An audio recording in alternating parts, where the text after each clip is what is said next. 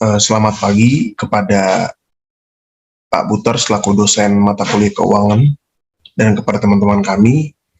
Perkenalkan, kami dari kelompok 1 yang beranggotakan Messi Agusti Wijaya, Anggit Nabila Sari, Ria Nur Aulia, Yeremi Emmanuel, dan Yesaya Franz Moon akan mempresentasikan mengenai analisa good corporate governance pada Compu Solutiones.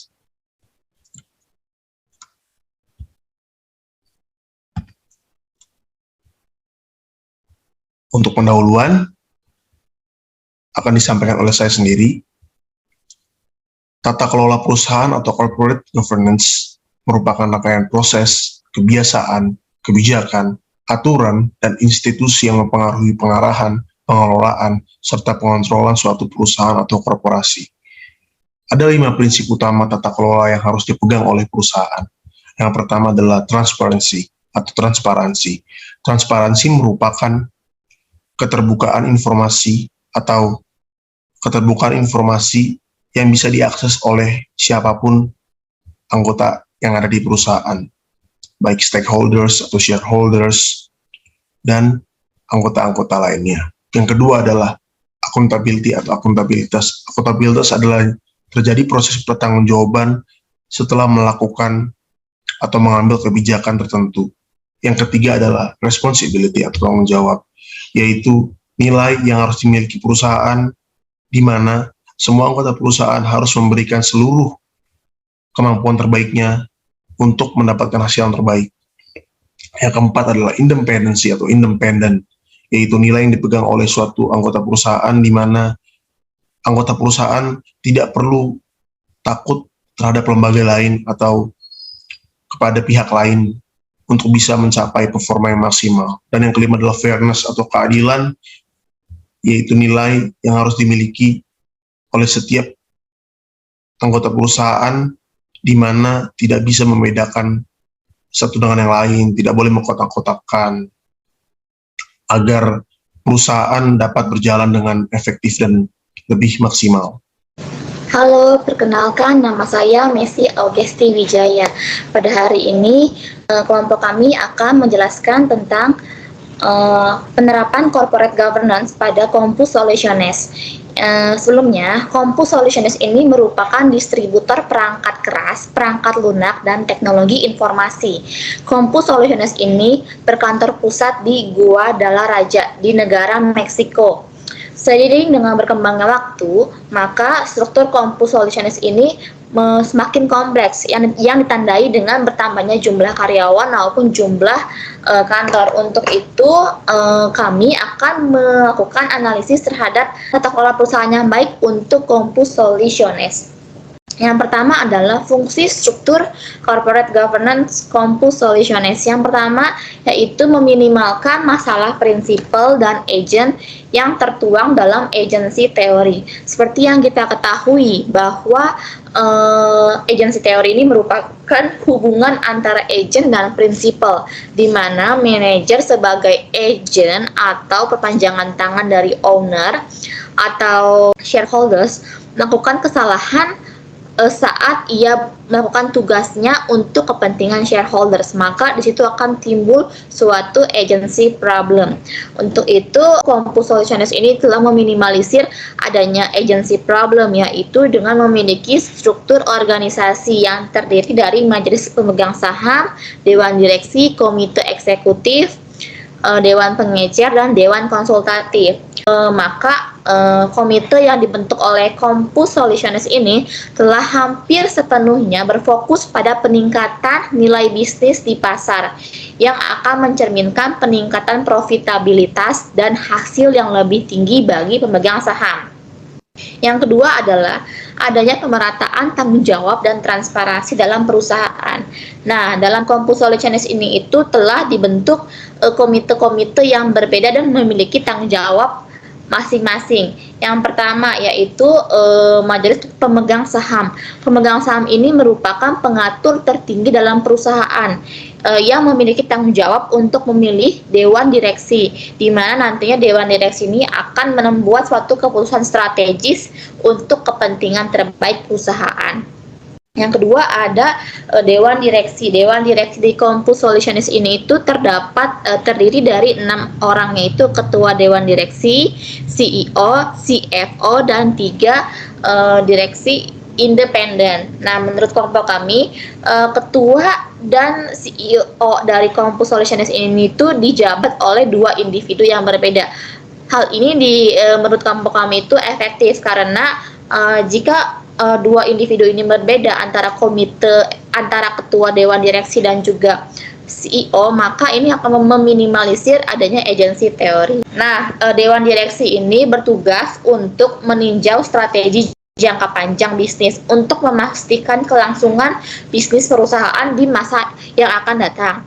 Lalu, Dewan Direksi juga melakukan rekonsiliasi antara para pemangku kepentingan dengan kepentingan perusahaan. Nah, yang ketiga, Compus Solutionist ini memiliki komite eksekutif yang terdiri dari 6 anggota, yaitu ketua, CEO, CFO, dan 3 orang manajer komersial, di mana komite eksekutif ini bertugas untuk membangun visi perusahaan dan mengawasi pelaksanaan strategi dan nilai-nilai perusahaan. Lalu yang keempat ada dewan konsultatif dan juga dewan pengecer, di mana mereka ini membantu menghasilkan strategi masa depan bisnis dan mempertimbangkan perspektif pasar. Nah, hal ini itu memastikan bahwa kepentingan shareholders dalam Compus Solutionist ini itu dilindungi, yang merupakan salah satu penerapan dari good corporate governance. Nah, jadi dalam Compus Solutionist ini terdapat 2 komite. Yang pertama komite internal yang terdiri dari majelis pemegang saham, dewan direksi, dan juga komite eksekutif. Lalu komite eksternal yang terdiri dari dewan pengecer dan juga dewan konsultatif. Nah, menurut kelompok kami, jadi Compus Solutionist ini itu terbuka terhadap perubahan dan peka terhadap apa yang diinginkan masyarakat, karena Compus Solutionist ini itu mau memperkerjakan orang dari luar perusahaan seperti dewan konsultatif dan juga dewan pengecer. Nah, selanjutnya akan dijelaskan oleh teman saya. Terima kasih. Dari segi transparansi, ada 33% anggota dewan pengecer yang diperbarui setiap tahun dari luar perusahaan untuk membantu manajemen menghasilkan visi dan strategi untuk masa depan dari perspektif pasar. Dengan diterapkannya kebijakan tersebut, mampu mendukung model bisnis Compus Solutionist yang sangat mengandalkan pengecer dalam memasarkan produknya, dan perusahaan tetap bisa memantau kemauan konsumen secara langsung. Sedangkan dari segi akuntabilitas, terdapat pembagian struktur organisasi antara dewan direksi, komite eksekutif, dewan konsultatif, maupun dewan pengecer di Compus Solutionist. Menunjukkan bahwa perusahaan telah memenuhi prinsip akuntabilitas.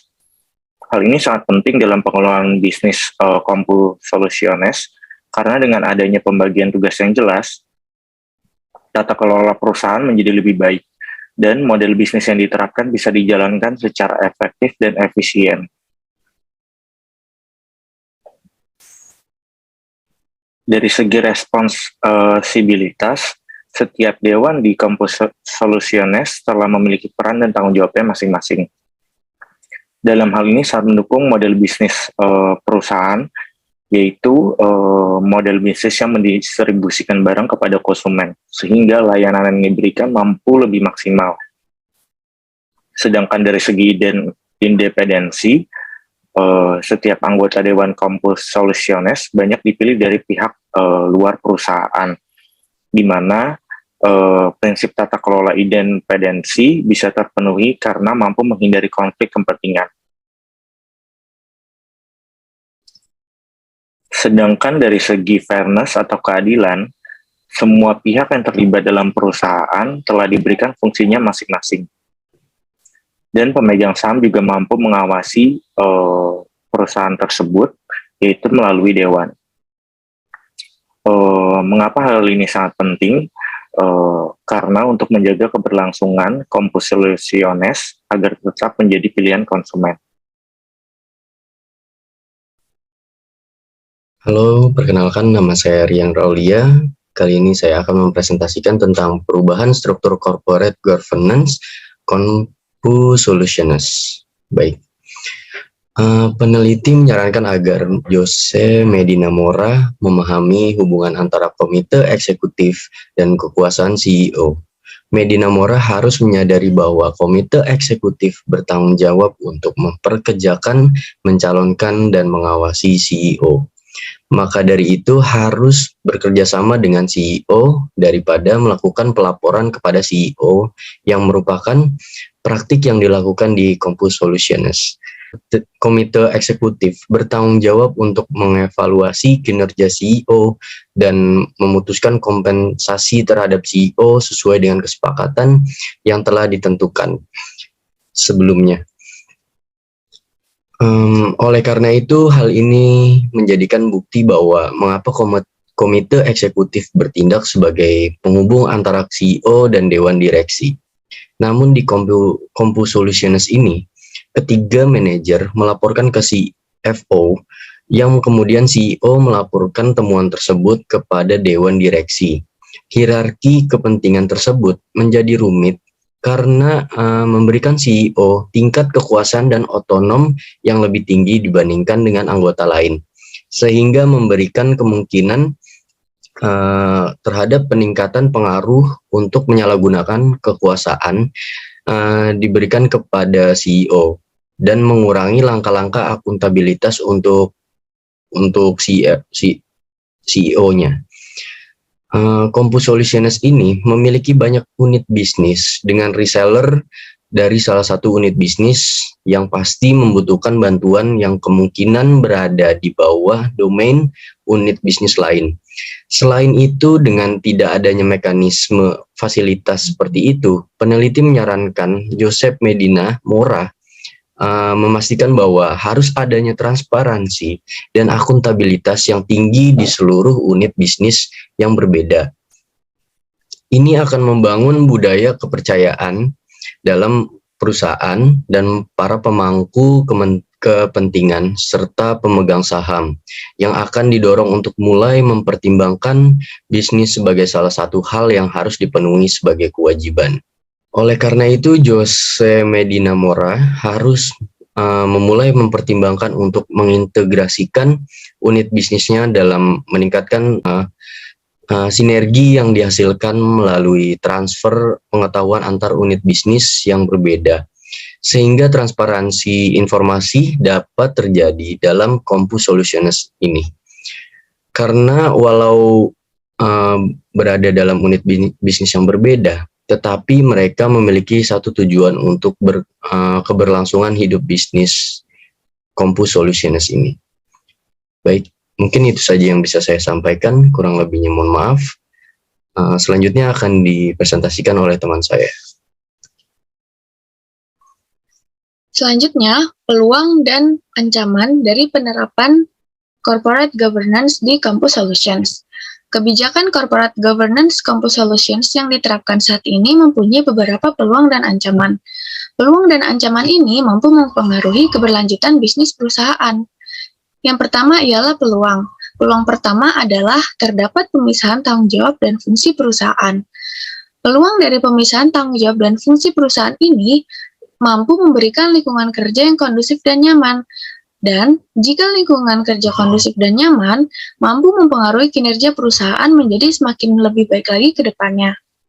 Lalu yang kedua ialah adanya penambahan anggota baru dewan direksi yang berasal dari luar perusahaan. Hal ini berpeluang mampu membuat perusahaan menjadi tidak menutup diri akan perubahan dan perusahaan mampu menyikapi perubahan yang ada secara cepat dan tepat. Lalu selanjutnya ialah ancaman dari penerapan corporate governance di Compu Solutions. Dalam penerapan corporate governance Compu Solutions juga ditemukan beberapa ancaman yang mampu menggoyahkan posisi perusahaan di mata konsumen. Ancaman yang pertama ialah hubungan antara CEO dan Dewan Direksi Medina Mora yang masih satu keluarga. Hal ini mampu membuat perusahaan bisa mengalami konflik kepentingan di masa mendatang jika praktik nepotisme ini terus berlanjut. Lalu ancaman yang kedua ialah Siklus penyampaian aspirasi yang tidak langsung ke Dewan Direksi. Penyampaian aspirasi manajemen harus langsung kepada Dewan Direksi untuk menghindari fraud dan penyampaian informasi yang tidak lengkap bila harus disampaikan ke CEO terlebih dahulu. Lalu ancaman yang ketiga ialah dari jadwal pertemuan antar anggota Dewan yang hanya dilakukan 3 bulan sekali. Jika pertemuan dan diskusi hanya dilakukan dalam rentang waktu 3 bulan, dikhawatirkan perusahaan tidak mampu merespon perubahan dengan cepat. Kita bisa berkaca dari kasus Nokia. Bila perusahaan tidak segera merespon perubahan dan menutup diri, pasar bisa dengan cepat diambil alih oleh kompetitor dan perusahaan bisa menjadi kehilangan posisi dan konsumennya.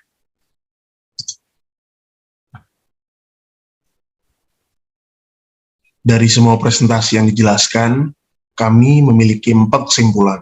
Yang pertama, Compus Solutiones memiliki struktur organisasi yang terdiri dari majelis pemegang saham, dewan direksi, komite eksekutif, dewan konsultan, dan dewan pengecer. Yang kedua, penerapan corporate governance pada Compus Solutiones ini hampir memenuhi semua prinsip yang mampu mendukung model bisnisnya dari segi transparansi, informasi, dan akuntabilitas. Kesimpulan ketiga, Compus Solutiones harus mulai mempertimbangkan untuk mengintegrasikan unit bisnisnya dalam meningkatkan tingkat sinergi yang dihasilkan melalui transfer pengetahuan antara unit bisnis yang berbeda. Dan kesimpulan yang terakhir adalah peluang dari pemisahan tanggung jawab dan fungsi perusahaan, serta adanya penambahan anggota dewan direksi yang berasal dari luar, mampu memberikan lingkungan kerja yang kondusif. Dan terdapat juga ancaman yang mampu menggoyahkan posisi perusahaan bila konflik kepentingan atau konflik of interest terjadi. Sekian prestasi dari kelompok kami, kurang lebihnya mohon maaf. Terima kasih.